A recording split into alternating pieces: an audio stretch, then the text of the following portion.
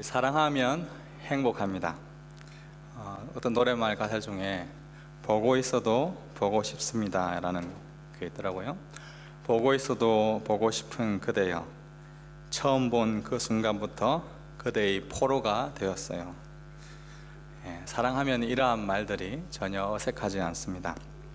입가에 미소가 줄어 나오고 달콤하고 좀 닭살스러운 그런 멘트들이 흘러나옵니다. 피곤하시겠습니다.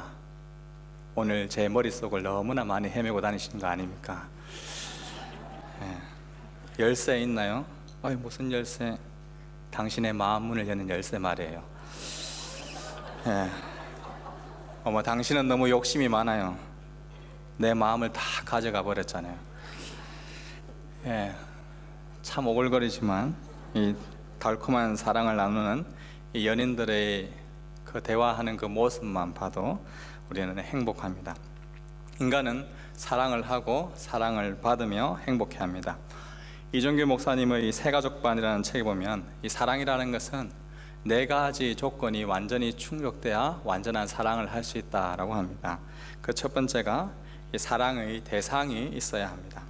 우리가 뭔가를 사랑한다라고 할 때 그 사랑은 사랑할 대상이 있어야 합니다. 연인이 서로 사랑할 수도 있고 또 부모가 자녀를 사랑할 수도 있습니다. 아니면 우리 집에 있는 이 반려견을 사랑할 수도 있고, 아니면 취미생활 하는 것 또는 운동하는 것, 또 멋진 아이들 같은 경우는 장난감이나 인형 또는 게임 등을 사랑할 수도 있습니다. 사랑할 대상이 없는데 사랑한다는 것 불가능합니다. 둘째로 이 사랑은 사랑하는 대상으로부터 동일한 사랑을 받아야 합니다. 좋아하는 연인이 자신을 사랑해 주지 않는다면 그 사랑을 가리켜서 우리는 짝사랑이라 합니다. 사랑하는 대상으로부터 사랑을 받지 못한다면 진정한 사랑을 누릴 수 없습니다. 저는 지금도 제 아내와의 첫 만남을 잊을 수 없습니다. 그리고 청혼 후 승낙 받았을 때의 그 기쁨, 가끔씩 생각할 때마다 저를 기분 좋게 합니다. 내가 사랑하는 자를 또 내가 사랑한 만큼 나를 사랑한다는 것, 그만큼 기쁜 일이 없습니다. 세 번째로 이 사랑은 지속성이 있어야 합니다. 한결같이 지속하는 신실함이 있어야 진정한 사랑을 누릴 수가 있습니다. 연인이 서로 사랑한다라고 해서 사귀었을 때 한두 달 정도 사귀다가 다른 남자와 다른 여자를 만난다, 그거는 사랑이다라고 할 수가 없습니다. 저는 지금 제 아내를 처음 만났을 때의 그 두근거림 간직하고 있지 않습니다. 제가 아마 계속 두근거리며 살았다면 아마 저는 이 심장병에 걸렸을지 모릅니다. 사랑을 이 심장이 두근거리는 그런 설레이는 이 감정으로만 우리가 사랑한다라고 하면 그 우리 인간의 사랑은 이 한정적입니다. 우리의 사랑은 의지적인 사랑도 있고 또한 지식적인 사랑, 우리는 인격이다라고 했을 때는 지정의가 다 있는데 이 감정적인 사랑은 유한합니다. 지속적이지가 않습니다. 네 번째로 이 사랑은 이 공동체성이 있어야 합니다. 서로가 사랑할 뿐만 아니라 공동체가 동의하고 격려하고 응원해야 합니다.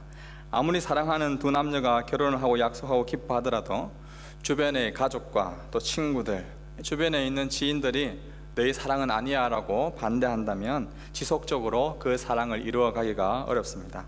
주위 친구들이 반대하고 부모가 동의하지 않는다면 진정한 사랑을 누릴 수 없는 것이죠. 사랑하는 우리 하늘의 교회 성도 여러분, 이러한 사랑의 이 네 가지 조건이 모두 충족되어서 혹여나 지금도 계속해서 그 사랑을 누리고 계신 분이 있습니까? 아쉽게도 우리 인간의 사랑은 유한하고 한정되어 있습니다. 그래서 사랑 때문에 아파하고 힘들어하고 고통스러워합니다. 많은 대중가요들의 노랫말들을 보면 사랑 때문에 행복하다, 너무 기쁘다라는 그러한 고백보다 이별 때문에 아파하는 노래 가사가 훨씬 더 많습니다. 사랑하는 감정에만 집중하고 그것을 사랑이라고 느끼기 때문에 그만큼 오랫동안 지속하지 못하고 헤어진 일이 많기 때문에 그렇습니다. 그렇다면 이러한 사랑의 네 가지 조건이 모두 충족되어 지금도 계속해서 진정한 사랑을 누려가고 있는 그러한 분은 아무도 없는 것일까요? 그렇지 않습니다. 이 네 가지의 사랑의 조건이 모두 충족되시는 분이 있는데 바로 그분이 삼위일체 하나님이십니다. 요한일서 4장 16절 말씀 우리 함께 다 같이 읽어보겠습니다. 하나님이 우리를 사랑하시는 사랑을 우리가 알고 믿었노니 하나님은 사랑이시라. 아멘. 요한은 하나님은 사랑하고 있다, 사랑하신다라고 하나님을 정의하지 않고 하나님은 사랑이다라고, 하나님 자체가 사랑이다라고 정의를 내립니다. 왜냐하면 하나님의 모든 행동은 사랑해서 하는 행동이기 때문에 그렇습니다. 하나님께서는 모든 것을 사랑하셔서 지금도 온 우주 만물을 통치하시고 다스리시고 섭리하고 계십니다. 하나님은 영원전 곧 이 세상 그 무엇이 존재하기 이전부터 하나님은 사랑이셨습니다. 아무것도 없고 오직 하나님 자체만 존재할 때도 하나님은 사랑이셨습니다. 왜 그럴 수 있습니까? 이 네 가지의 조건이 다 충족되었기 때문에 그렇습니다. 먼저 이 성부 하나님은 성자 예수 그리스도를 사랑하셨습니다. 사랑할 대상이 있었던 것이죠. 하나님의 아들이신 예수님의 기도를 들어보십시오. 아버지여, 내게 주신 자도 나 있는 곳에 나와 함께 있어 아버지께서 창세 전부터 나를 사랑하심으로 내게 주신 나의 영광을 그들로 보게 하시기를 원하옵나이다. 성부 하나님께서는 성자 예수님을 이 세상이 있기 전 창세 전부터 사랑하고 계셨습니다. 그뿐 아닙니다. 둘째로 사랑을 받으시는 이 아들 역시 성부 하나님을 영원토록 기뻐하고 사랑하십니다.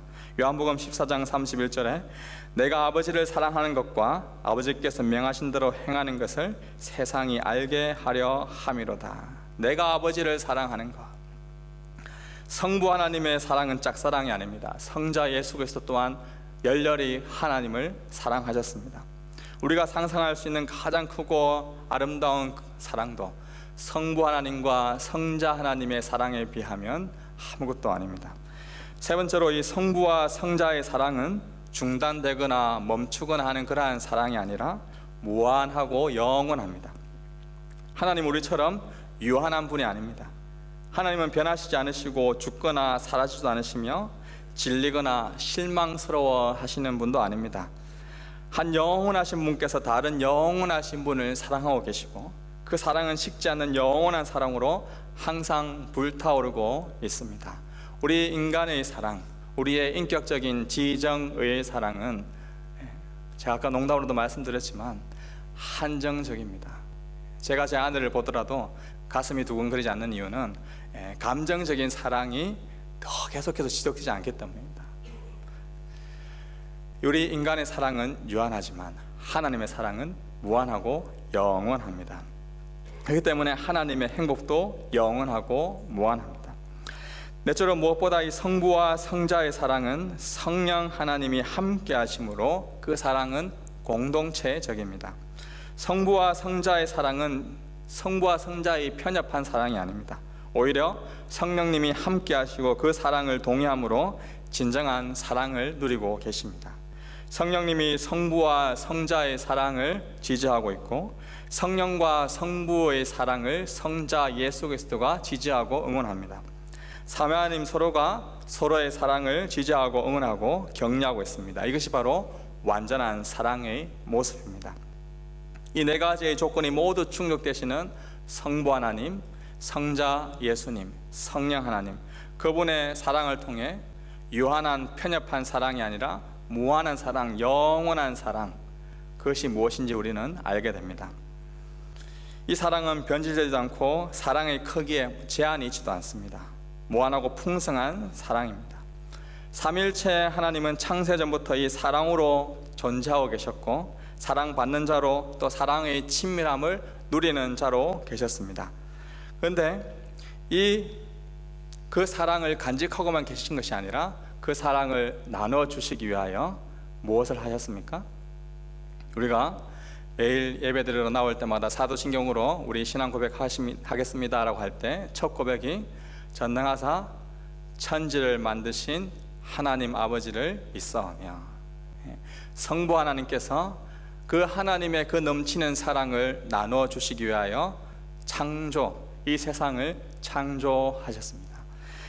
창세기 1장 말씀 보십시오. 하나님이 이르시되 우리의 형상을 따라 우리의 모양대로 우리가 사람을 만들고, 여기서 우리라는 말이 나옵니다. 성부와 성자와 성령 하나님이 창조하셨다는 것이죠. 무엇보다 이 남자와 여자를 창조하시고, 성부와 성자 성령 우리 하나님은 우리의 모양대로 사람을 만드셨는데 남자와 여자로 만드셨습니다. 그리고 이 남자와 여자가 한 몸을 이루어 이 땅 가운데 생육하고 번성하고 땅에 충만하고 땅을 정복하고 다스리는 그러한 명령을 주셨는데, 그 모든 명령도 그 삼위 하나님의 그 사랑을 누리기 위하여서 주신 것입니다. 남자와 여자를 창조하시고 생육하게 하는 그 첫 단위, 바로 가족이라는 공동체를 주셨습니다. 남자와 여자가 부모님을 떠나 돕는 배필로서 한 가정을 이루고, 그 가족에서 자녀가 태어나는 그 가족 공동체, 바로 삼위 하나님의 그 사랑을 누릴 수 있도록 체험하도록 주신 하나님의 선물입니다. 그렇다면 우리는 이 가족 공동체를 통해 어떻게 성부, 성자, 성령 삼위 하나님을 닮아가고 그 하나님의 사랑을 누려갈 수 있을까요?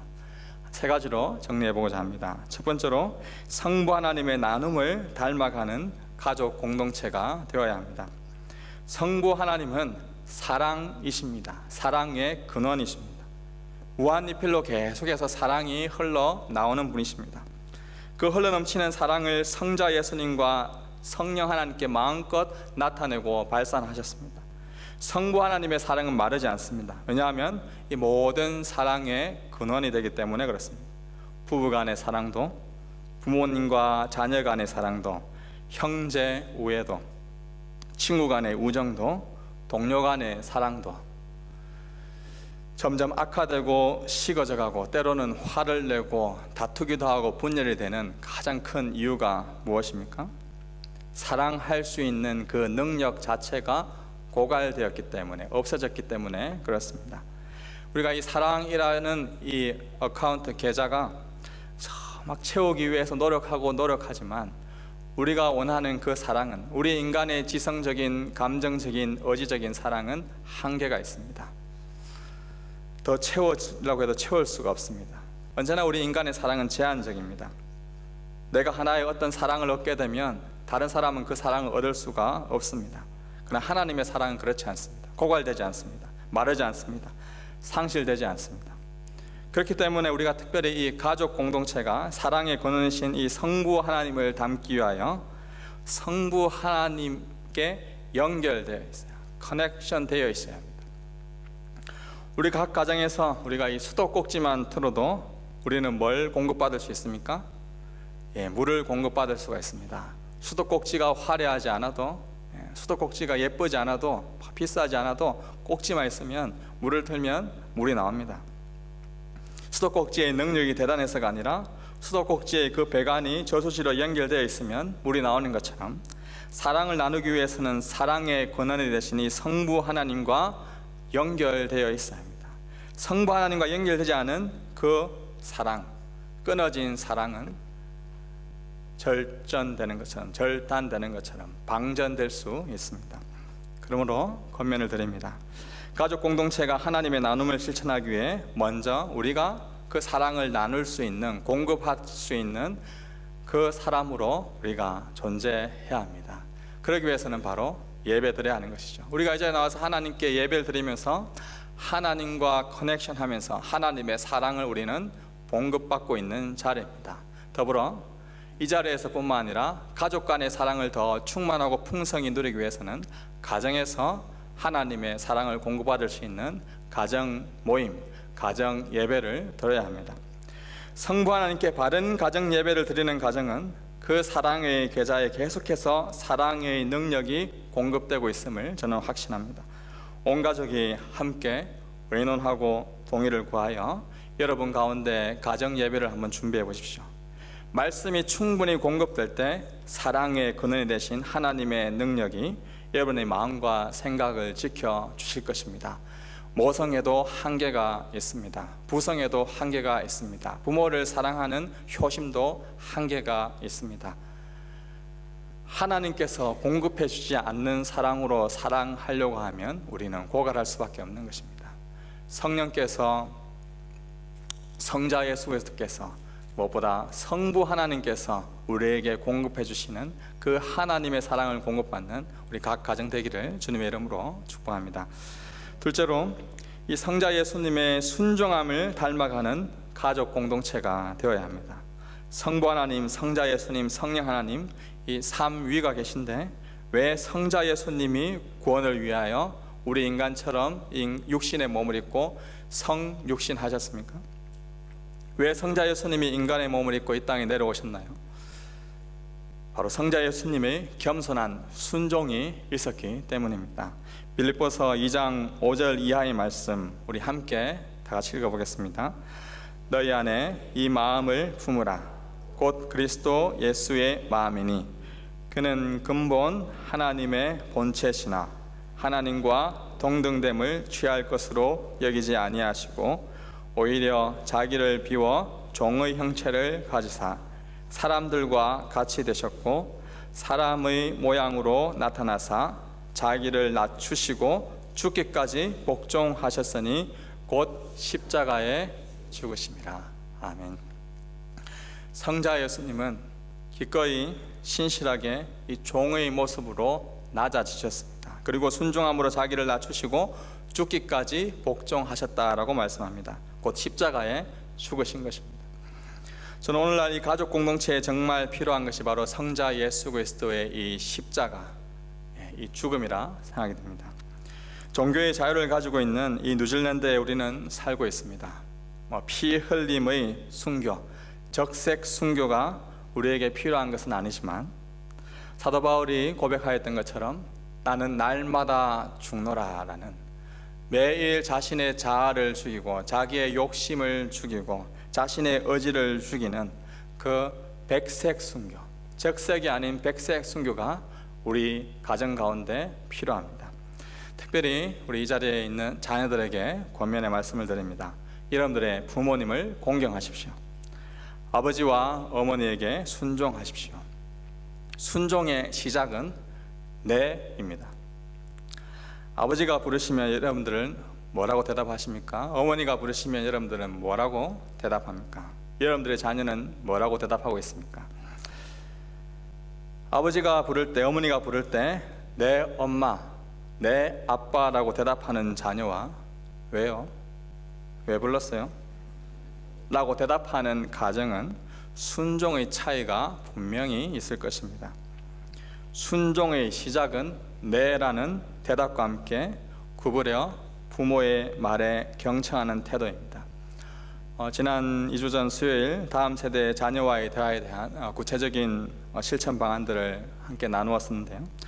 이 네라고 대답하는 태도는 상대방의 말과 행동에 잘 집중하여서 이 상대방이 얼마나 소중한 존재인지 상대방을 배려하는, 경청하는 그 태도인데 그 태도의 시작이 바로 네입니다. 혹여나 자녀가 이름을 불렀을 때 왜요? 라고 대답을 한다면 앞으로는 네라고 대답하라고 가르치십시오. 순종의 시작은 네입니다. 부부간에도 마찬가지입니다. 여보, 무슨 일이세요? 네 여보, 네 아빠, 네 엄마 부르셨어요. 네라는 대답 속에서 존중이, 순종이 시작됩니다. 성자 예수님이 그러하셨듯이 또한 그 이후에 적색 순교 아닌 백색 순교를 감당하십시오. 문화적인 차이, 언어적인 장벽의 차이로 인해서 우리 자녀들 혹시나 부모님이 답답해 보입니까? 여러분들이 이 자리에 있게 된 것이 바로 부모님 때문임을 기억하시기 바랍니다. 순종하는 여러분들 자녀들 한 명 한 명을 통해서 하나님의 나라가 이루어집니다. 일단 부모님 여러분께 권면의 말씀을 드립니다. 자녀들을 노엽게 하는 이 과오를 범하지 마십시오. 순종이라는 이 단어는 자녀가 부모에게 순종하는 것만 해당되지 않습니다. 자녀를 업신여기고 노엽게 하는 부모로서 나아간다면 자녀에게 순종하지 않는 부모입니다. 조금 전에 우리가 함께 같이 읽었던 빌립보서 2장 말씀에 보면 성부, 성자, 성령 하나님은 동등하다라고 말씀하고 있습니다. 우리가 유교적인 사상에 있어서 성부 하나님이 더 높은 존재이고 성자 예수님은 더 낮고 성령 하나님은 더 차등한 존재가 아닌가라고 오해할 수가 있지만, 분명히 성경 말씀은 성부와 성자와 성령은 동등한 분이다, 똑같은 위격을 가지고 있는 분이다 라고 말씀하고 있습니다. 하나님께 주신 우리 가족의 구성원도 마찬가지입니다. 우리 부모님에게는 권위가 있어야 하지만 권위주의로 자녀를 눌러서는 안 됩니다. 당연히 자녀는 부모를 존경해야 하지만 부모도 자녀를 존중해야 합니다. 대한민국 가족 현재 모습은 어떨까? EBS 다큐 프라임 9부작 이 가족 쇼크라는 내용이 이 책으로 나왔는데요, 그 책에 보면 자녀에게 말하는 부모님의 베스트 말, 이 대한민국에서 엄마 아빠가 자녀에게 하는 베스트 말입니다. 초등학교 2학년 자녀를 둔 엄마의 말입니다. 야, 말 안 해도 알겠지만 엄마는 너를 정말 사랑해. 심부름도 정말 잘하는구나. 하늘만큼 땅만큼 사랑하는 거 알지? 사랑해. 우리 이쁜이 사랑해. 우리 귀염둥이, 우리 딸. 초등학교 6학년에 들어간, 우리 뉴질랜드로 치면 이 인터에 들어간 부모님이 가장 많이 하시는 말입니다. 놀지 좀 마. 휴대폰 좀 꺼라. 친구는 공부도 잘하는데 나는 커서 뭐가 되려고. 밥 좀 먹어라. 숙제도 좀 하고. 시험 점수가 이게 뭐니? 공부해라. 철 좀 들어라. 그림 좀 작작 그려라. 그림 그리는 거 눈에 띄게만 해봐라. 확 찢어버릴 테니. 중학생 부모님이 하시는 말입니다. 빨리 와라. 너 공부 안 하고 그렇게 했으면 어떡하냐? 대답 없음. 대답 없음. 대화 없음. 대화 단절. 오늘날 이 사랑해에서 공부해, 그리고 마침내는 이 아무런 대화가 없는 단계로 나아가는 것, 우리 시대의 부모와 자녀들의 모습을 볼 수가 있습니다. 왜 그럴까요? 죄송하지만 이 자녀를 존중하지 못하는 이 부모의 막말로 인해 생기는 전형적인 현상입니다. 하나님께서는 70억 인구 모두를 다 다르게 창조하셨습니다. 어느 누가 하나 똑같은 사람 한 명도 없습니다. 그러나 옆집 엄마, 친구, 아들만 바라보며 내 자녀는 왜 이럴까? 자녀를 친구와 비교하며 살아가는 것, 대화가 단절되는 원인입니다. 하나님께서 만드신 우리의 자녀들, 그들을 존중이며 그 자녀의 의견에 귀를 기울이는 이 부모님의 순종이 필요합니다. 우리 로마서 5장 19절 말씀 다 같이 읽어보겠습니다. 한 사람이 순종하지 아니하므로 많은 사람이 죄인 된 것 같이 한 사람이 순종하심으로 많은 사람이 의인이 되리라. 아멘. 한 사람 예수 그리스도의 그 겸손한 순종으로 많은 사람이 의인이 된 것처럼 한 가족 예수 그리스도를 닮은 여러분들의 그 순종을 통해서 복된 가정이 나타날 줄 믿습니다. 한 엄마의 순종, 한 아빠의 순종, 한 자녀의 그 순종을 통해서 여러분들의 가정이 어렵게 되고 우리 하늘의 교회가 어렵게 되고 오클랜드가 뉴질랜드가 어렵게 되는 그 놀라운 역사가 일어나기를 주님의 이름으로 축복합니다. 세 번째로, 이 성령 하나님의 친밀함을 닮아가는 가족 공동체가 되어야 합니다. 성부 하나님께서 성자를 사랑하실 때 항상 이 성령 하나님을 보내심으로 사랑합니다. 특히 오늘 본문 보면 예수님께서 세례받는 모습, 저는 성자 예수님이 세례받는 이 장면이 성경에서 가장 아름다운 장면 중에 하나라고 봅니다. 이 성부 하나님께서 성자 예수 그리스도가 세례를 받았을 때 줄치할 수 없는 그 기쁨으로 이 성령을 보내시고 있습니다. 예수께서 세례를 받으시고 곧 물에서 올라오실 때 하늘이 열리고 하나님의 성령이 비둘기같이 내려 자기 위에 임하심을 보시더니 하늘로부터 소리가 있음 말씀하시되 이는 내 사랑하는 아들이요 내 기뻐하는 자라 하시니라. 내 사랑하는 아들이요 내 기뻐하는 자라, 이 말씀하실 때 이 성부 하나님은 성령 하나님을 보내십니다. 성령 하나님은 비둘기처럼 온유와 사랑이 넘치는 모습으로 이 성자 예수님께 내려오셔서 그분과 함께하는 친밀함을 누리셨습니다. 성령 하나님은 성부 하나님께 이 성자 예수님을 너무 사랑하셔서 주시는 바로 하나님의 선물입니다. 이 성령님은 성자 예수님과 단짝으로서 늘 예수님의 생애 내내 함께하고 계셨습니다. 이 성령님의 친밀함은 예수님이 이 땅에 오실 때부터 승천하실 때까지 늘 함께 하신 것입니다. 우리가 사도신경으로 고백할 때 성령으로 잉태되셨다라고 하죠. 예수님이 나실 때부터 성령으로 잉태되셨습니다. 또한 성령 충만함으로 40일 금식하시고 마귀의 시험을 물리치셨습니다. 예수님께서 이 땅에 하시는 모든 말씀들이 다 성령 하나님을 통해 말씀하십니다. 요한복음 3장 34절입니다. 하나님이 보내신 이 곧 예수님은 하나님의 말씀을 하는데 이는 하나님이 성령을 한량없이 주십니다.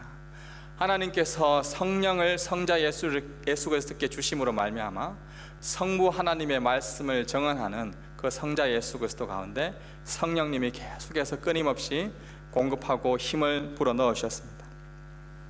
심지어 예수님이 십자가에 못 박혀 죽음을 당하실 때도 성령께서는 함께 하셨습니다. 엘리 엘리 라마 사박다니, 나의 하나님 나의 하나님 어찌하여 나를 버리셨나이까 라고 절규하며 외치고 있을 때 성령께서 함께 눈물로 고통하며 아파하고 계셨습니다.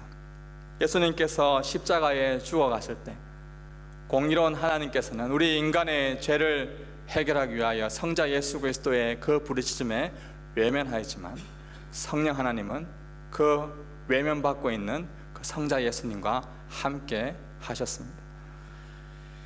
그리고 십자가에 죽으사 다시 4일 만에 살아나실 때도 성령으로 부활하십니다. 로마서 8장 11절에 예수를 죽은 자 가운데서 살리신 이의 영 곧 성령입니다. 성령님은 한순간도 예수님을 떠나지 않고 친밀하게 함께 하신 분이십니다. 저는 오늘날 우리 가족이라는 공동체가 이 성령님의 친밀함을 닮아가는 그러한 가정이 되기를 소망해 봅니다. 여러분은 얼마나 가족이 함께하는 친밀함을 누리는 그러한 시간을 가지고 계십니까? 그냥 같은 공간 안에서 같이 집에 있으면서 각자 다른 일을 하는 함께하는 시간이 아니라 같이 함께 수다도 떨고 실없는 소리도 하고 장난도 치고 하는 그런 시간, 서로 친밀함을 누리는 그런 시간 얼마나 가지고 계십니까? 이어령 선생님의 이 80초 생각 나누기에 나오는 아버지와 까치 이야기입니다. 고요한 가을날 까치 한 마리가 뜰로 날아왔습니다. 치매기가 있는 노인이 아들에게 물었습니다. 얘야, 저 새가 뭐지? 까치요. 아버지는 조금 후 다시 묻습니다. 얘야, 저 새가 뭐지? 까치라니까요. 아버지는 창밖을 보시더니 또 묻습니다. 얘야, 저 새가 무슨 새라고 했지? 몇 번이나 대답해야 하시겠어요? 까치라고요. 그때 옆에 계시던 어머니가 안타까운 듯 말씀하였습니다. 아범아, 너는 어렸을 때 저게 무슨 새냐고 아빠에게 100번도 넘게 물었단다. 그때마다 아버지는 까칠한다 100번도 넘게 대답하시면서 네 머리를 쓰다듬어 주셨지.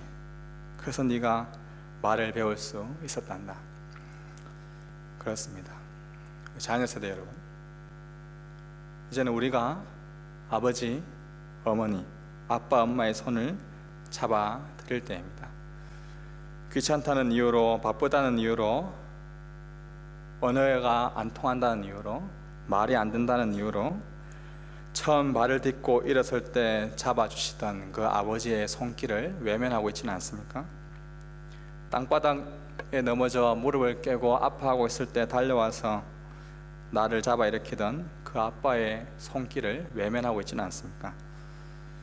코 흘릴 때 훔쳐주시고 눈물 흘릴 때 닦아주시던 그 엄마의 손을 외면하고 있지는 않습니까? 성자 예수님과 성령 하나님이 언제나 함께 누리셨던 그 친밀함, 그 함께함을 지금 함께하고 있는 그 가족과 함께 누려가시는 우리 모든 성도님 되기를 축복합니다. 우리 영상 하나 볼 수 있도록 하겠습니다. 이런 상태라면 1년 3개월 정도밖에 남지 않았습니다.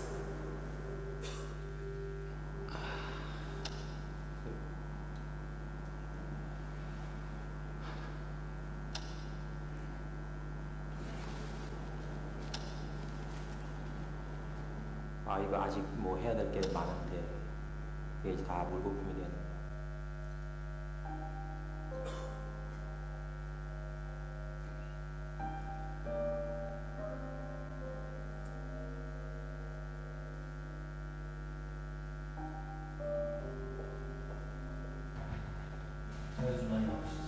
검사 결과가 좀 나왔는데 생각보다는 조금 좋지 않게 나왔습니다.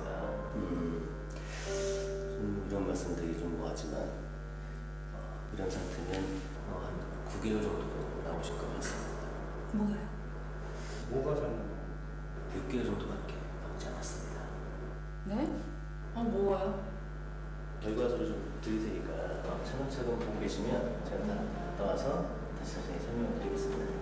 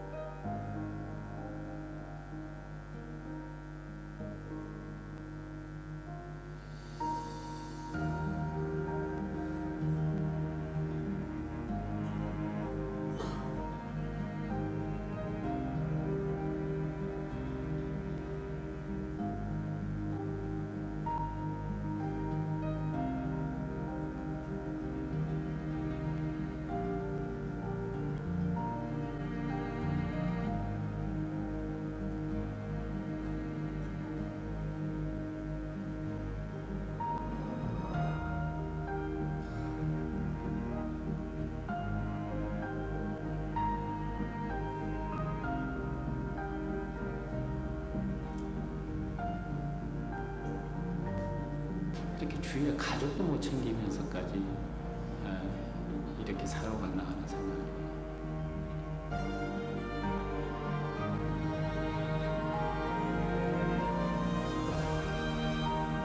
애도 그렇고 남편은 덕분에 잘해야 되겠다라는 생각이 드네요.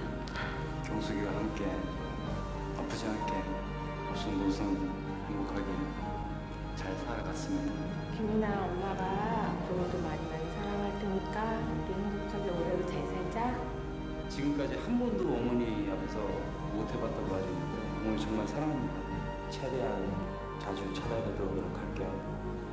엄마 아빠 사랑합니다.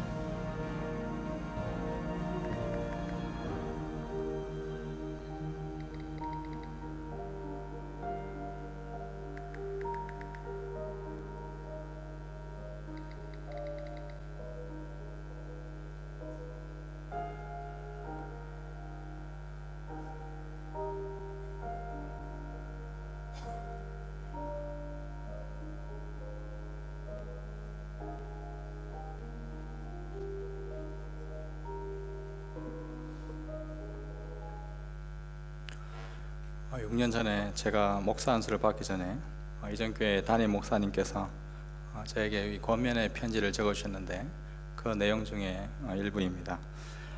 강도사님을 우리 교회에 보내신 하나님께 감사합니다. 맡은 부서 사역을 잘 감당해 주셔서 감사합니다. 두 아이의 아빠로서 좋은 남편으로 날마다 성숙해지길 기도합니다. 교회의 사역은 누군가가 대신할 수 있겠지만 아빠 노릇, 남편 노릇은 대신해 줄 사람이 없기 때문입니다. 한참 사역으로 바빠서 가정을 소홀히 하던 찰나에 담임 목사님의 이 편지는 저에게 많은 감동과 따뜻함을 주었습니다. 지금도 부족한 저를 이 하늘교회에 불러주시고 더 귀한 사역들을 감당할 수 있도록 배려해 주시는 모든 성도님들께 참 감사의 말씀을 드립니다. 그러나 저의 이 목회 사역은 제가 아니더라도 더 좋은 사역자가 오셔서 이 사역들을 충분히 감당 잘 하실 거라 저는 확신합니다. 하지만 제가 이 두 아이 아빠로 살아가는 것, 그리고 제 아내의 남편으로 살아가는 것, 그 누구도 대신해 줄 수 없는 가장 중요한 일임을 다시금 생각하게 됩니다. 이번에 프라이머리 1학년으로 입학하는 저희 둘째 아들, 저의 이름을 아직 모릅니다. 아빠 이름이 뭐냐라고 물어보면 김아빠라고 대답을 합니다. 아빠가 저의 이름을 모른다고 뭐 아빠인 제가 화를 내거나 실망하거나 뭐 섭섭한 마음을 가지지는 않습니다. 오히려 김아빠라 부르며 웃음 짓는 그 아이 미소로 인해 제가 아빠라는 것이 너무나 행복합니다. 사랑하는 우리 하늘교회 가족 여러분, 예수님 피로 사신 주의 몸된 교회를 향한 그 섬김과 그 헌신에 늘 감사드립니다. 꼭 기억하시기 바랍니다. 여러분들의 그 교회의 사역, 또 직장에서의 그 업무, 누군가가 대신해 줄 수 있지만 아빠 노릇, 남편 노릇은 그 누구도 대신할 수 없습니다. 엄마 노릇, 아내 노릇은 그 누구도 대신해 줄 수 없습니다. 삼위일체 하나님께서 여러분들을 먼저 아빠 노릇, 엄마 노릇, 자녀 노릇 할 수 있도록 불러오셨다는 그 사실을 잊지 마십시오. 저와 여러분이 속한 각 가정은 삼위일체 하나님께서 사랑 안에서 친밀감을 누리며 서로를 위해 낮아지고 섬기며 희생하셨던 그 사랑을 실천할 수 있는 그 사랑의 현장이 바로 가족 공동체입니다. 성부 하나님을 통해 사랑을 공급받아 언제나 사랑을 나누는 그 가족 공동체가 되십시오. 우리의 사랑, 지성적인, 감정적인, 의지적인 사랑은 유한합니다. 한계가 있습니다. 말씀을 더 공부하시고 말씀을 더 익히시고 가정에서 함께 예배를 드림으로 하나님의 사랑을 나타낼 수 있는, 전할 수 있는 그러한 자로서 먼저 준비되십시오. 또한 권위주의가 아닌 순종함으로 자녀를 존중하며 나아가며 함께 친밀감을 누릴 때 성부, 성자, 성령께서 창세전부터 누렸던 그 하나님의 사랑을 여러분들의 가정에서조차 또 마음껏 누려가는 우리 한 분 한 분 한 가정 되기를 주님의 이름으로 축복합니다.